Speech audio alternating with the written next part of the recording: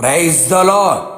నిన్న నేడు నిరంతరం ఏకరీతిగా ఉన్న యేసుక్రీస్తు ప్రభుల వారి అతి పరిశుద్ధ నామములో మీరు అన్ని విషయములలో ఆశీర్వదించబడుదురుగాక. ఆత్మలో వర్ధిల్లుచు సౌఖ్యముగా ఉందురుగాక. ఈ దినపు యేసయ్య జీవపు మాట ఆదికాండము 46వ అధ్యాయం 4వ వాక్య భాగం. నేను నీతో కూడా వచ్చేదను.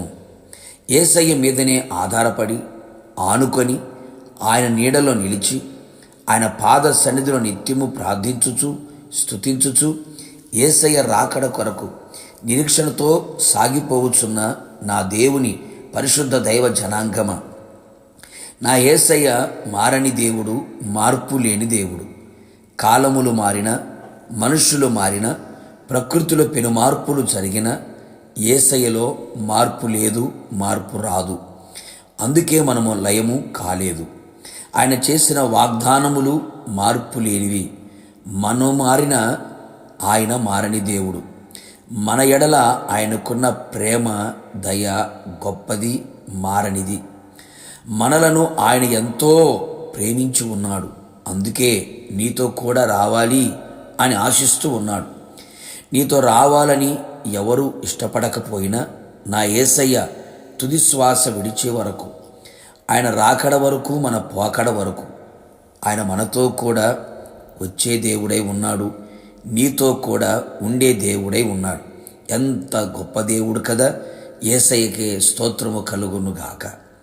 ఆయనకు కృతజ్ఞులమై ఉందుము గాక. ఈ అపాయకరమైన చెడు దినములలో, దుర్దినములలో, అపవాది ఆగడములకు అంతులేని ఈ దినములలో మనతో కూడా ఆయన రావాలి, ఆయన ఉండాలి. ఆయన తోడు మనకుంటే అంతే చాలు కదా. ఆయన మన ముందు ఉంటే మనకు భయమే లేదు కదా. సదాకాలం యుగ సమాప్తి వరకు మీతో కూడా ఉందును అని వాగ్దానం ఇచ్చినవారు, కన్నవారు, కడుపున పుట్టినవారు, తోడబుట్టినవారు, నమ్మినవారు, ప్రేమించినవారు ఎవరు నీతో రారు, రాలేరు. అంతము వరకు ఉండరు, ఉండబోరు. ఏదొక రోజున, ఏదొక సమయములో నీకు దూరమైపోతారు. ఈ లోకాన్ని విడిచిపెట్టి వెళ్ళిపోతారు. భయపడకు దేవుని బిడ్డ, నీతో కూడా వచ్చువాడు నీ దేవుడైన యేసయ్య. ఆయన సర్వశక్తి గల దేవుడై ఉన్నాడు. నిన్ను విడువడు, ఎన్నడూ ఎడబాయడు.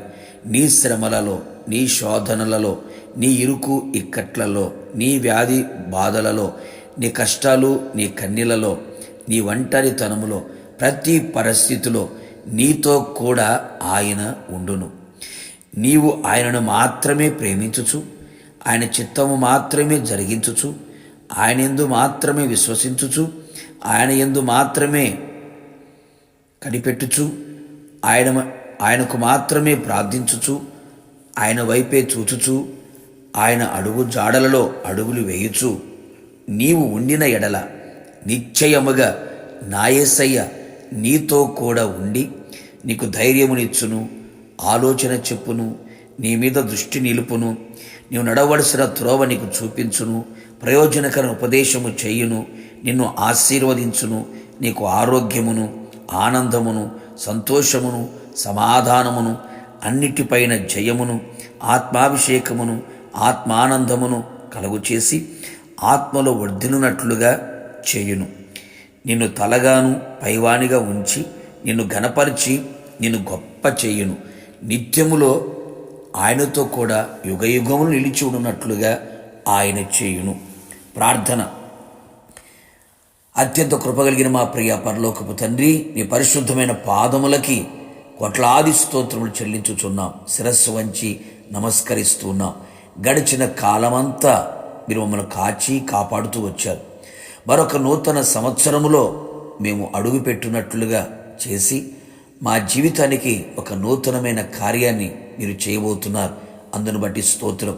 నేను నీతో కూడా వచ్చేదను అని మీరు వాగ్దానం ఇచ్చి ఉన్నారు. ఈ సంవత్సరమంతయు, జీవిత కాలమంతయు, ప్రతి దినము, ప్రతి గడియ, ప్రతి నిమిషం, ప్రతి క్షణం మీరు మాతో కూడా ఉండమని కోరుకుంటున్నాం యేసయ్య. మాతో కూడా రమ్మని ఆశిస్తున్నాం యేసయ్య.